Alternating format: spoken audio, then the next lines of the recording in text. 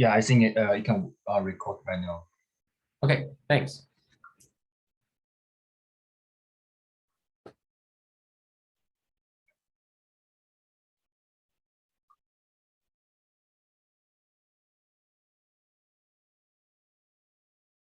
Yidi, I think, aren't you in the first? I joined the wrong room. Okay.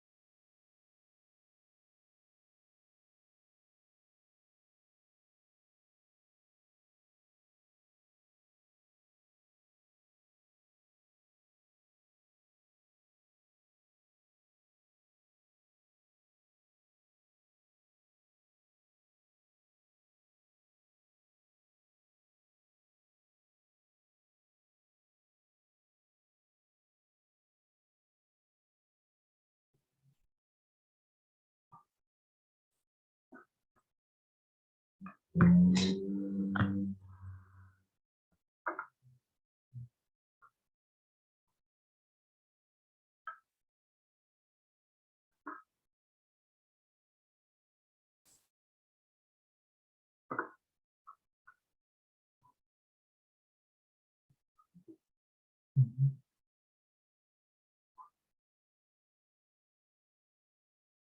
everyone, am I audible? I can hear you. Okay.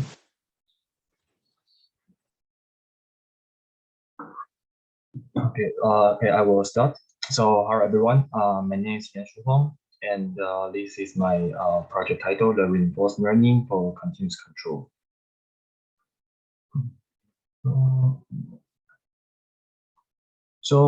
Control is an important task in our daily life. So how to make a controller can adapt to an environment with uncertainty is essential.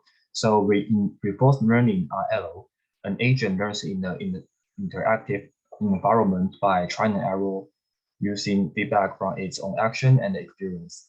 Even the agent doesn't know the environment, he can still make a good decision if the states can be observed and the rewards are received. This makes RL have high adaptivity to serve as an excellent tool to solve control problems. Nowadays, RL has been widely used in control tasks, such as gaming, robotics, and autonomous car.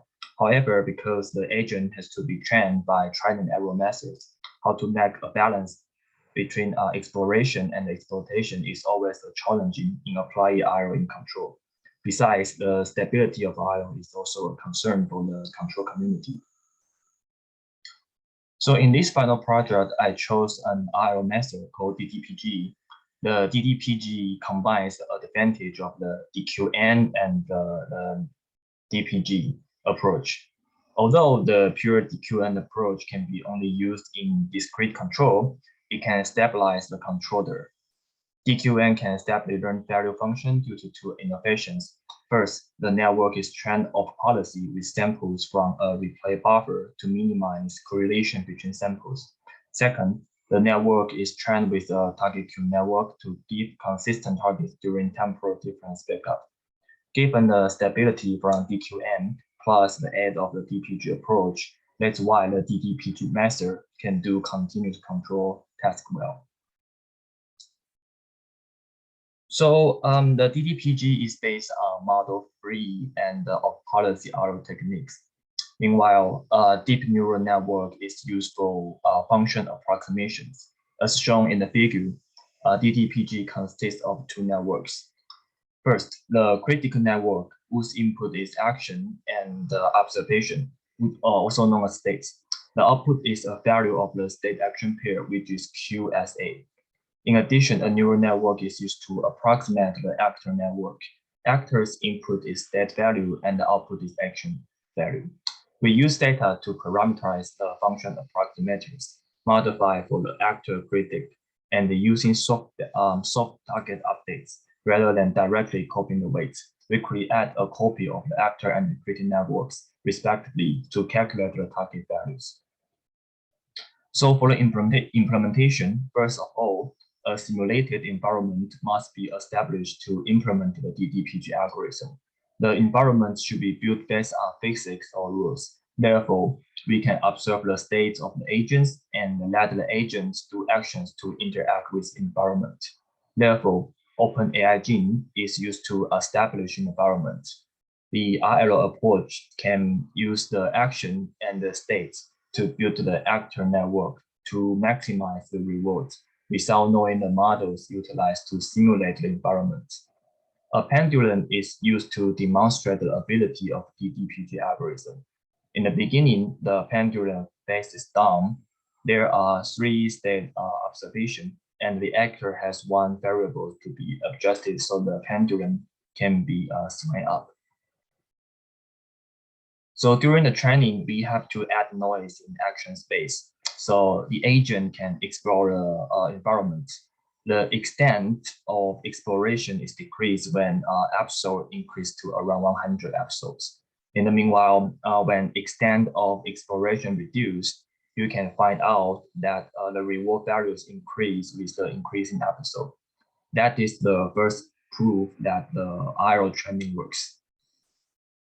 However, only reward values might not be sufficient to guarantee an IRO algorithm is effective, because some unexpected behavior might also happen. For example, a bipedal robot traverse pit using only one leg to jump, which doesn't make sense. So even if the rewards are high, the prudent approach to evaluate the IRO algorithm to observe its state and action as well.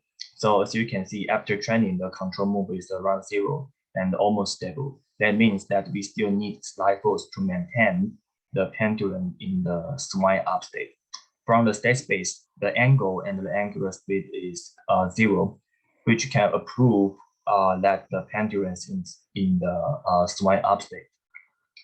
So here's the summaries. So as you can see, we can use the approach DDPG to solve the stability issue in the control. And we also demonstrate this algorithm can be used to solve a benchmark problem, the pendulum swing up. Yeah, so that's my presentations.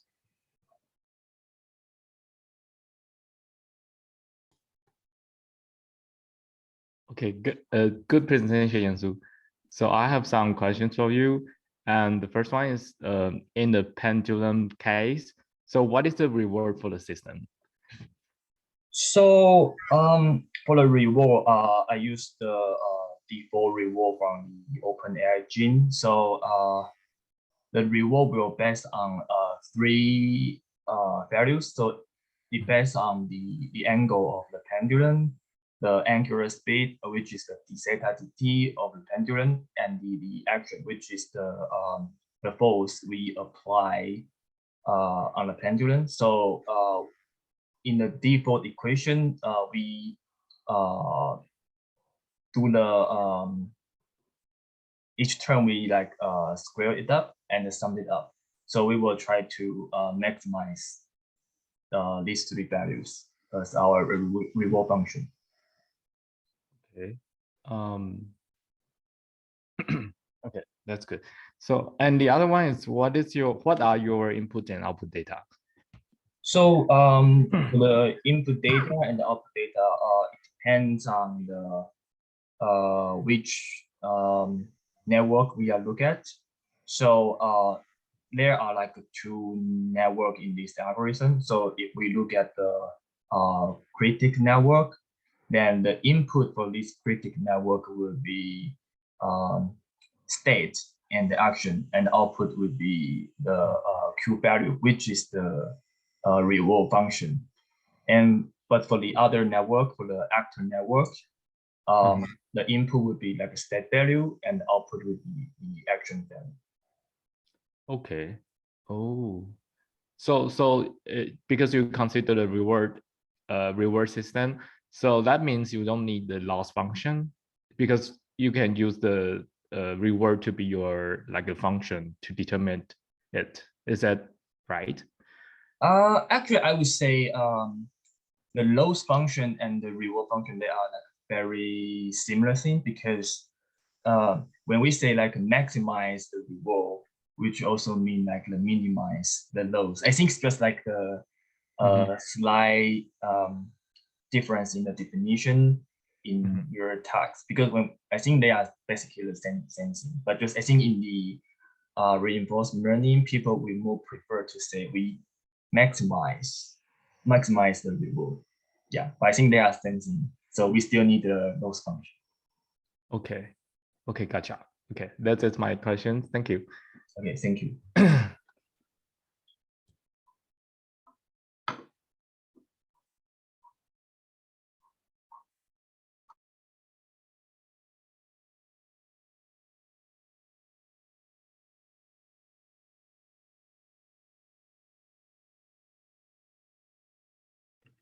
Can you hear me?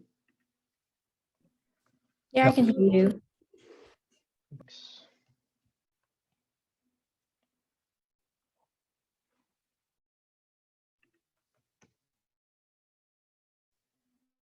All right, I think I'll just get started then. So today, my name is Raghava Puri. Today, I'll be talking to you about robust class state estimation for robot bandaging. So let's first introduce the problem. So for, let's say, the task of robot bandaging, where the aim of the robot is to wrap a bandage around a hand.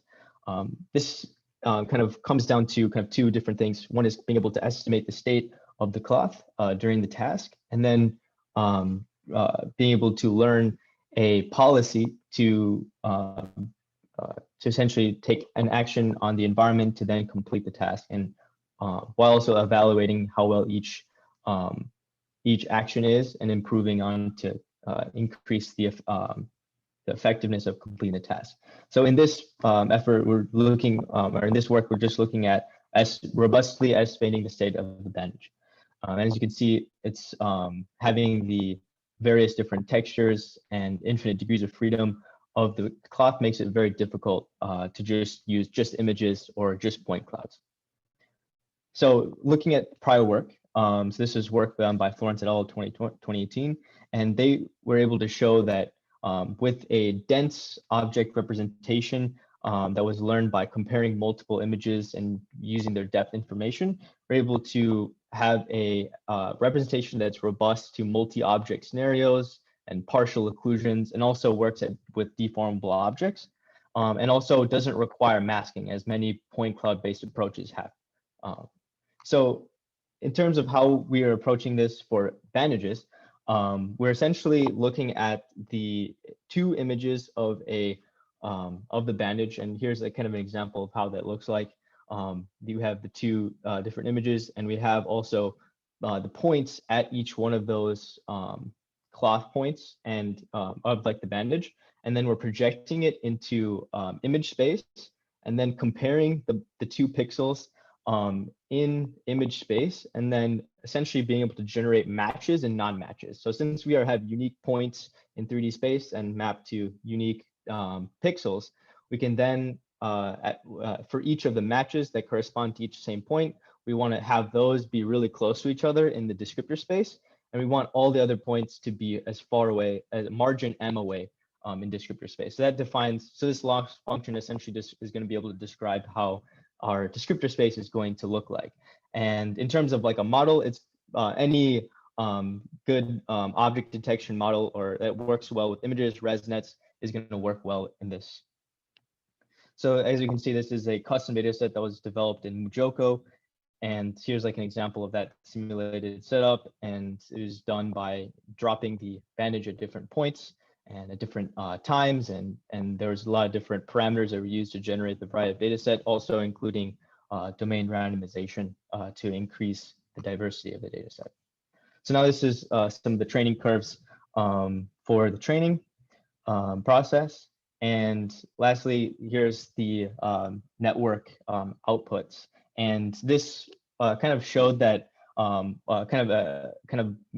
made bigger one of the problems that were in the initial points, where there's only 180 or so points that were used to generate the matches. And in a lot of the work, other efforts in, like, for example, like doing the same thing but for ropes or fabrics, they use on order of like 1,000 images, and this 180 pixels was a limitation by the simulator that I was using to generate the data set. So this, as you can see, like in this first one, like there are like it is like just not as effective, but there are some kind of data points that were correct, and that was kind of a limiting factor as you go through. So kind of evaluating that just due to the point density for the cloth, it needs to be a lot higher point density. And also something that we can do to improve this is, instead of kind of projecting the points that from the simulator, we can essentially generate a point cloud by taking multiple depth images to essentially create more of these points that will increase the matches and non-match performance. So then we're able to get a unique representation. And then that's another thing, is also the is the current like dense representation useful, or is it like the best representation? So also being able to explore like point cloud based representations or graph based representations and see and compare their kind of results, as the end goal is imitation learning and using this representation into a imitation learning network to essentially learn this policy. So comparing those success results with across these different representations. And yeah, that's it. Hi, this is Yu Chen. This is a great presentation.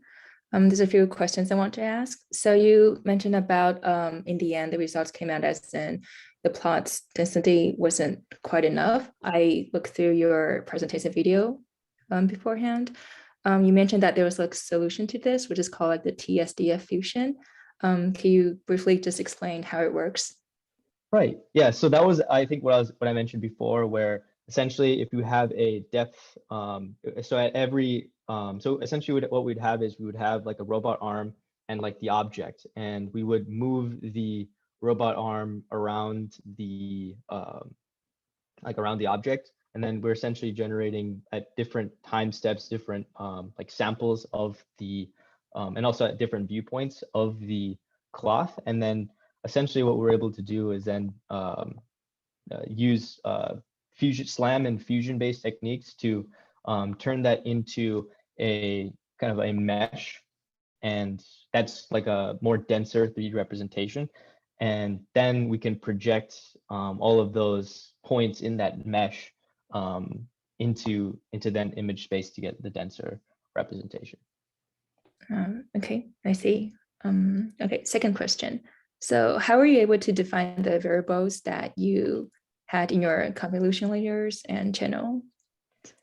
So initially, there were, so I guess like the main kind of parameters were like this, like the size of each of the layers, and initially where there were, well, actually, so the actual model network is like a ResNet, a Stride 8 ResNet, and then it's upsampled.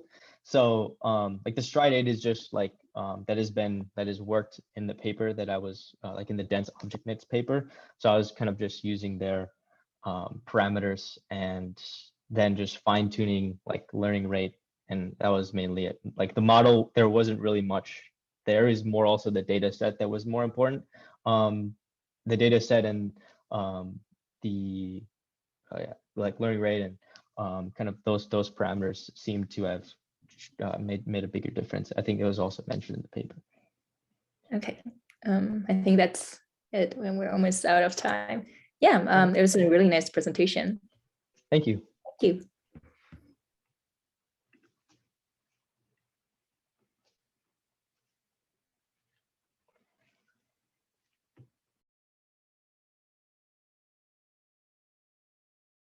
Hello, can you hear me? Yeah. Okay, so yes, we can get started. Hello, everyone. My name is Moise, and I'll be presenting a review of curiosity-driven learning in reinforcement learning. Reinforcement learning is a branch of machine learning that is inspired by how humans learn, by trial and error and not with lots of data. The actor or the policy takes an action and ends up in a new state of the environment. The actor takes a new action based on this state, and the cycle repeats. The value function or the critique continuously evaluates a reward from the environment and provides loss information that can be used to perform gradient descent. Advantage is formulated as an increase in reward that you would expect when taking an action that deviates from the current policy pi. The loss function here is an expectation of the log probability of a particular action and the cumulative advantage from performing that action. So rewards are very sparse or absent in real world. Life is not an Atari game, and our reinforcement learning algorithm learns through rewards. Even then, children are very fast learners, and this behavior of theirs is attributed to their curiosity. The authors in this paper model curiosity as an intrinsic reward signal to incentivize the agent to explore. Intrinsic curiosity reward signal is modeled as an error in predicting the consequences of the agent's own actions, meaning it is doing something new every time. The key highlight of this paper is that the running score is not used as a reward signal to play the game like it is in most reinforcement learning algorithms. The authors also propose a feature extractor that enables the agent to ignore aspects like white noise in the environment and not stay curious about it. The original paper uses the Wisdom and Super Mario Bros. Environments for evaluation, and in our implementation, we'll be using the OpenAI Gym cart pole and mountain car environments. Yeah, this is the Wisdom and Super Mario Bros. Environments that were trained in the original paper. So to model curiosity, we need 3 additional networks apart from the actor and critic. We have a feature network that represents the state of the environment as phi of st, which is a lower order representation of the state. The forward network that predicts the next state given a particular action. And the difference between the predicted next state and the actual next state is formulated as our intrinsic curiosity reward signal. This loss function is used to minimize the, we are minimizing this loss function to train the forward network. And the inverse network helps in training the forward network to learn the environment and remember the actions that it has taken. The key takeaway here is that if an agent fails to predict its action correctly, then we give a high curiosity reward signal, and this signal enables the agent to explore curiously. In the cart pole environment, a pole is attached to a cart that moves on a frictionless track. A reward of +1 is given every time step the pole remains upright. And the episode ends when the pole falls beyond 15 degrees from the vertical. Here we see an average reward trend over 1,000 episodes. So each epoch has 50 episodes and the corresponding agent in action. So training with only extrinsic reward without curiosity results in a slowly trained agent that is not very stable. Training by having intrinsic curiosity reward signal gives an agent that is very stable. And this is due to the agent trying to explore new states in the environment. And this is shown by the dipping rewards where it tries to explore the environment and fails. And every time it gets better. And finally, we have an agent where we don't train with any extrinsic reward, but only curiosity as an intrinsic reward signal. And it still learns to balance the cart well. This slide describes the internal workings of a curious agent. As the extrinsic reward and the score begins to saturate, the agent tries to explore new states of the environment. Now, this sometimes causes the agents to go beyond 15 degrees and fail, which causes the episode to end. Even though this results in a lower average reward, a higher curiosity reward signal is received, and the agent learns not to topple over. So in conclusion, we have demonstrated the ability of a curious agent to explore its environment better and consequently results in a robust agent. The original paper shows the agent to learn well even with 40% white noise. And as future work, we plan to work with noisy environments and evaluate the benefits of the feature extractor. We were not able to train mountain car environment effectively because of having to model gravity for this. We want to explore this as well as implement curiosity in other policy gradient algorithms. Yeah, thank you. Hello, Mohammed. Yes. Yep, very nice presentation. Very nice and clear. Thank you. I have a few questions. So first, to clarify, I guess like from your experiments, like do you think like curiosity, like the concept of curiosity, like improve the sample efficiency of the RL network, and also like adding on to that, like what other parameters do you think would increase sample efficiency? Yeah, so you in a way you are right. So it improves sample efficiency, but a better way to put it is it improves exploration of the agent. So if you see here, we have plotted how the agent learns over time, and the envelope here represents the variation in learning that the agent gets. So the envelope here without any curiosity is very big, right? So even after training for 1,000 epochs, it still has a room of improvement. But then if you just look at the curious agent, over time, the envelope gets smaller and smaller. That means that the agent is comprehensively learning more about the environment. And like you said, it is sort of improving the sample efficiency. Does that answer your question?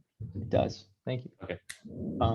And another thing, so how would you then think curiosity would impact generalization? So on I guess newer environments, or with I guess changes to the environment. Yeah, in that same way that in reinforcement learning, we are not trying to learn from lots and lots of data, but it's a trial and error process where the agent does something and learns from the reward or the penalty that is given.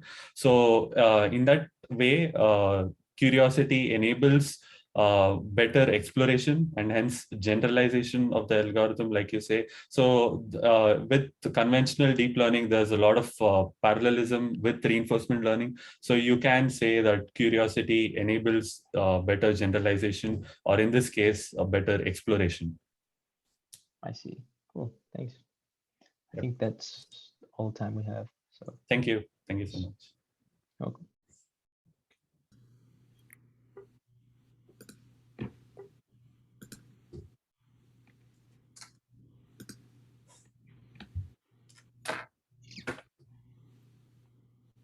Can you see my screen now? Yep, I can see it.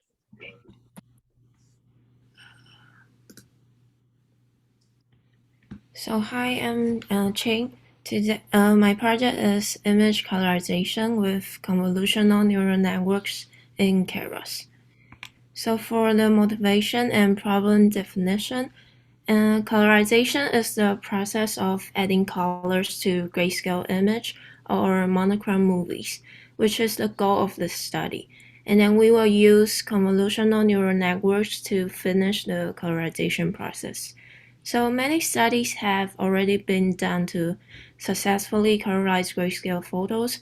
However, colorization of historical image has several limitations.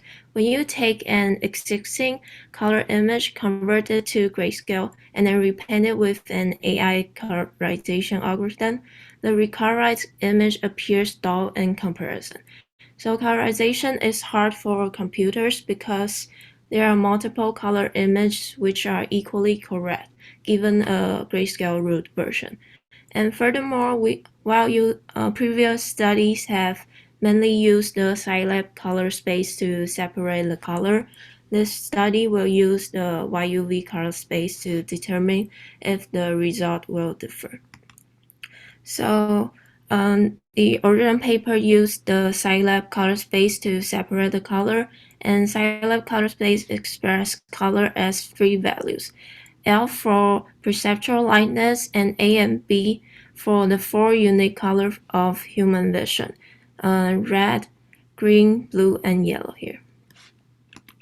So in the original paper, they first quantized AB value space with a grid size of 10, and then they find out that a total of AB pairs is 3,313. And then they compute the empirical probability distribution of AB values, and also the probability distribution condition on the lightness L, and to further use that onto our model. So here's the model layer. The original paper proposed a fully automatic approach that produced vibrant and realistic colorization, and their system is implemented as a feed-forward pass in a CNN at test time, and is trained on over 1 million color images.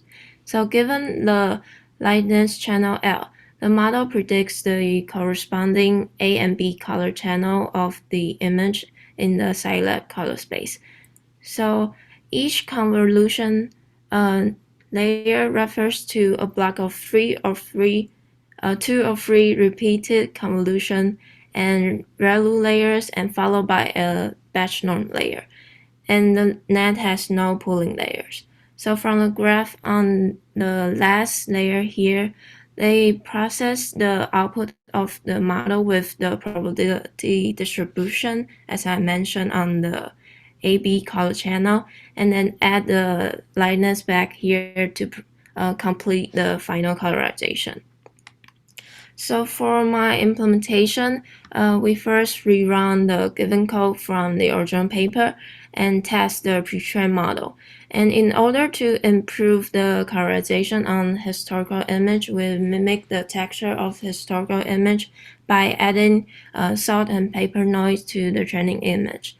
And unlike the original paper, we use Keras to create the convolutional neural networks, which makes it easier to change model into products. And for the data set, the paper used 1.3 million training image in ImageNet. However, we are not able to obtain the same data set because it was too large.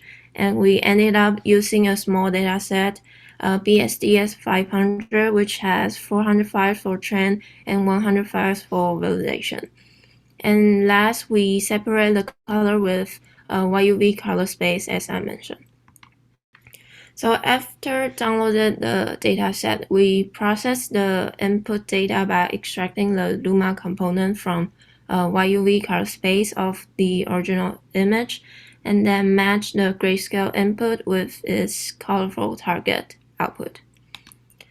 So YUV color space is very similar to Scilab color space. They divide a color space into one Luma component, Y, and two monochrome components, which are referred to as U blue projection and V red projection, respectively.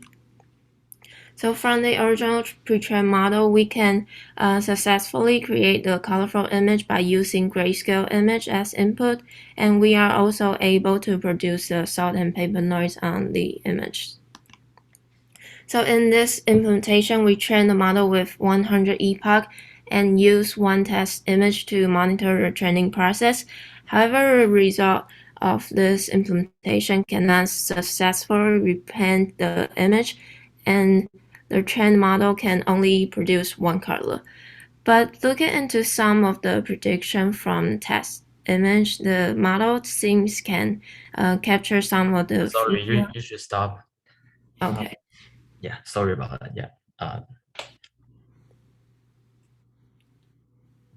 So just a quick questions about your presentation. Can you explain why did you add the salt and pepper noise? Like, did it make any difference in your result? The reason I added salt and pepper noise is to mimic the texture of historical image, since the original paper mentioned that the result of their model with historical image is not as ideal as the normal image, and therefore the goal for my implementation is trying to improve this part. And unfortunately, in my implementation, the result did not have any difference with the noisy image. It seems like the trained model is unable to recognize the difference and then colorize the image differently. Oh, okay, I get it. I think just one more quick question. So what is the problem because I can see that you cannot obtain the colorful image. So what is the main problem for this? So the main problem for my result, I think, might caused by the probability distribution on the YUV color space, since the my CNN follow the same distribution as the original paper, and they are using a different color space. Okay, thank you. Thank you.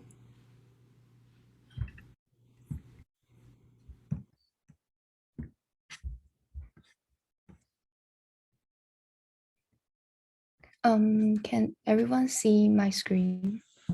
Yep.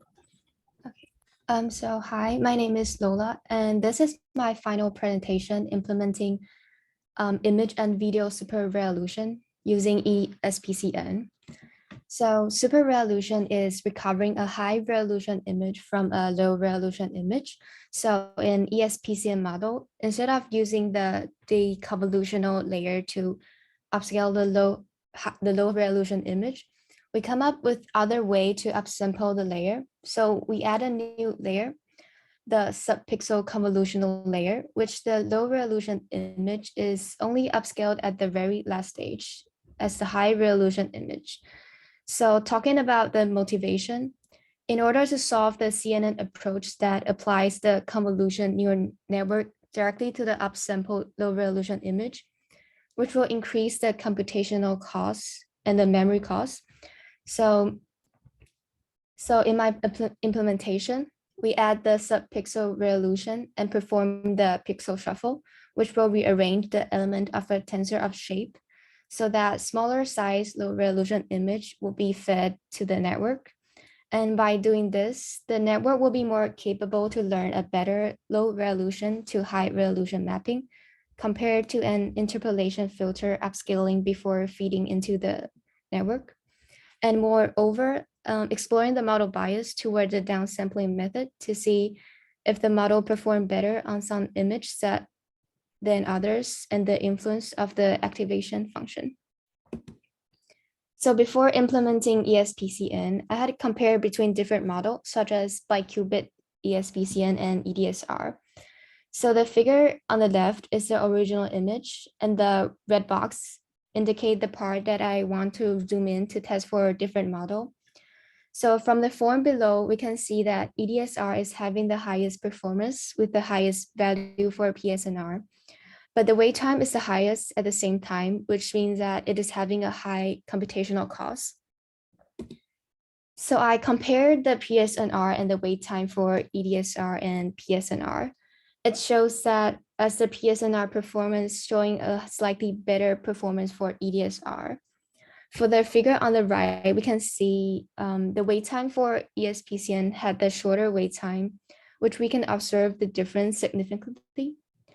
So I had re-implement ESPCN with a flowchart on the right and the basic model on the left. I had customized the data first with a scaling factor of 3 and then trained a model using ReLU or 10 as an activate function and running 100 epoch and compared the difference. So the grading policy here for evaluation is based on the PSNR defined on mean square error as the loss function only calculate on Y channel of the YCBCR space. And I had considered SSIM in order to measure the structural similarity between image. So for two different data set, the activate function performed differently. For the ECE570 data set, 10 is performing better than ReLU. So we can see in the form that shows PSNR for prediction is much higher than other. But for the set 5 data set, ReLU is performing better than 10 with higher value of PSNR than the biqubit interpolation. So here's the result for the video super resolution. And the video on the left is the original video, and the video on the right is the prediction model. I was not able to obtain a significant difference between these two videos. So for the take-home message, we need to define the grading policy before observing model bias, since it can be anything.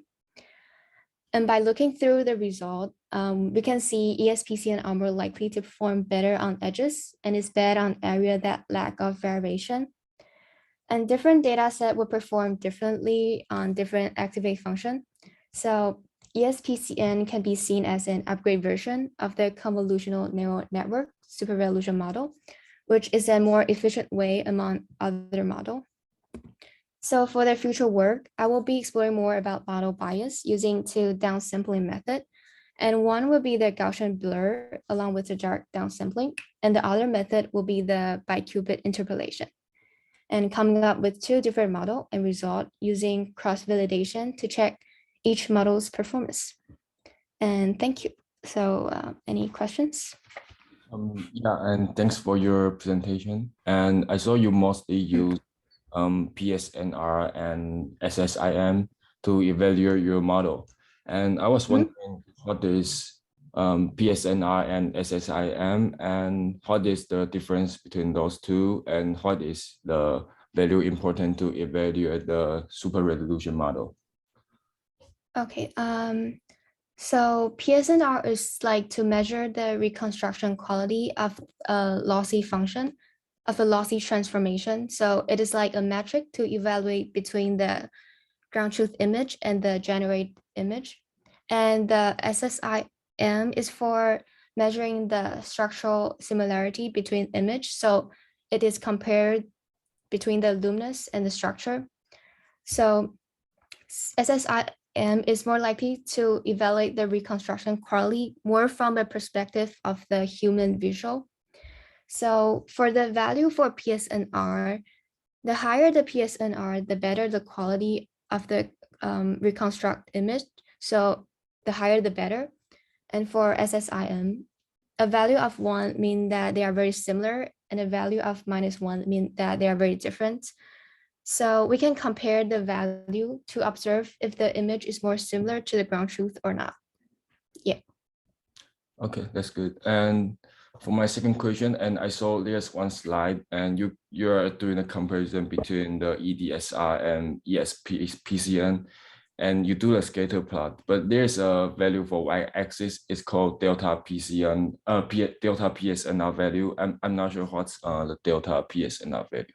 Oh, okay. So because image are not equivalent to be upsampled, such as a black image and a colorful image, so I had add a baseline, which is a biqubit interpolation, so we can compare it to our model. So delta means that PSNR means the difference, the PSNR difference between the biqubit interpolation with our model. So for the scatter plot, the dot that is higher than the baseline, the black line, means it performs better than the biqubit interpolation. So that's why I'm using delta there. Okay, thank you. Okay, thank you.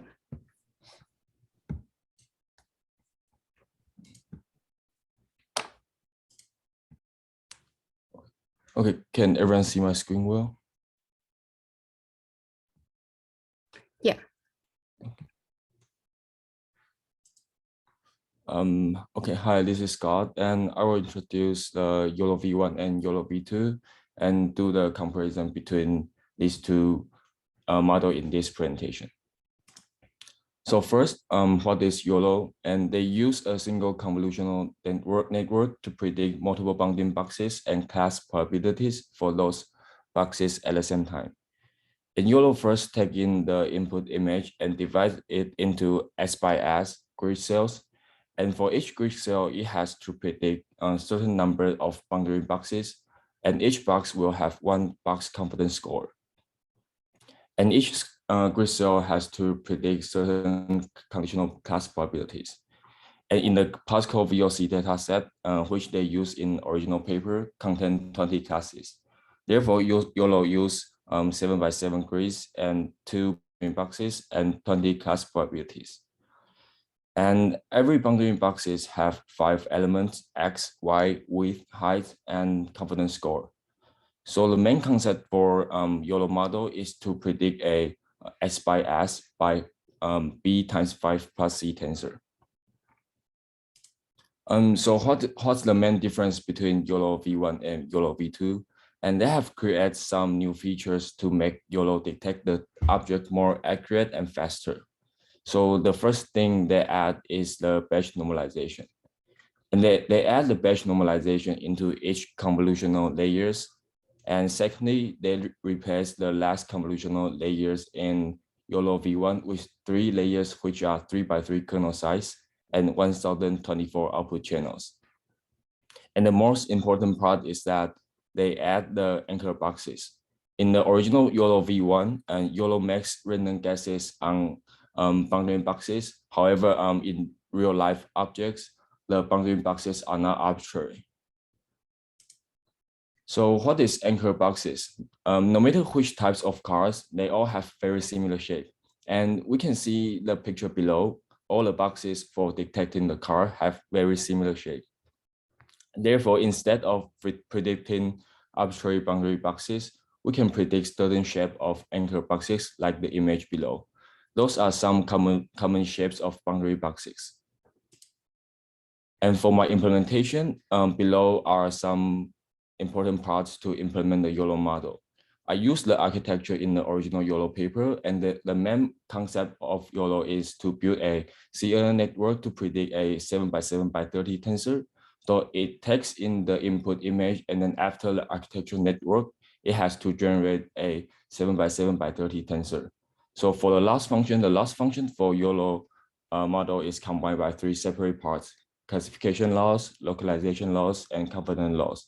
Construct each of them individually and combine it after. And in utils function, there are some helper functions such as calculating the IOU, which is intersection over union, MAP, and which is mean average position. And we need to generate and prepare the Pascal VLC dataset, which is the dataset they use in the original paper. And then after train and test, we can get a result with output image and bounding boxes. And what I did to change the YOLO V1 to YOLO V2 is that since I still cannot well define and generate anchor boxes, the only difference I made is replace the last convolutional layer in YOLO V1 with 3 convolutional layers. And for the evaluation, here I use batch size equals to 6 and 30 epochs. And for simply, we just need to know if the MAP value is bigger, then the performance is better. And we can see here in training process, YOLO V1 reached around 0.66 MAP in 30 epochs with around 27 min loss. And in YOLO V2, it reached almost 0.8 MAP and min loss is 22. Therefore, we can know that there is some improvement from YOLO V1 to YOLO V2 during the training process. And here is the testing. So for the testing, these are the image from the data set. And we can see that in YOLO V1, it is very inaccurate. And it only detects the left side of the car, and the bounding boxes is incorrect. And for the 3 people in another image, and YOLO V2 can detect 1 person inside. However, for the YOLO V1, it do not contain, for the bounding box for YOLO V1, it do not contain any person. Thank you. Hi, nice presentation. So first question is, could you briefly explain how you construct the loss function separately, and what are the values in the loss function that you compare in those 3 parts? Yeah, so 3 loss function for YOLO model is classification loss, localization loss, and confidence loss. So for the classification loss, if an object is detected, the classification loss at each cell is calculated by square error of the class conditional probabilities for each class. And for the localization loss, it measures the errors in the predicted boundary box locations and size. So we only need to count the box responsible for detecting the object.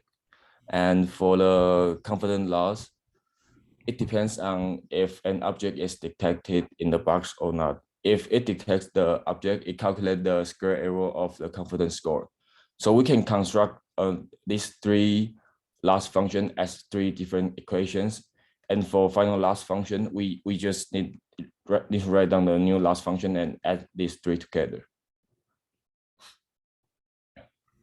Okay, I see. So for the second one, could you describe briefly the architecture of your YOLO model and how many layers are there, for example? Oh, okay. Yes. So the main goal for the architecture is to predict a 7x7x30 tensor. And YOLO has 24 convolutional layers followed by 2 fully connected layers. So some convolution layers use 1-by-1 reduction layers to reduce the depth of the feature maps. So for the last convolution layer, it output a tensor with shape 7x7 by 1024.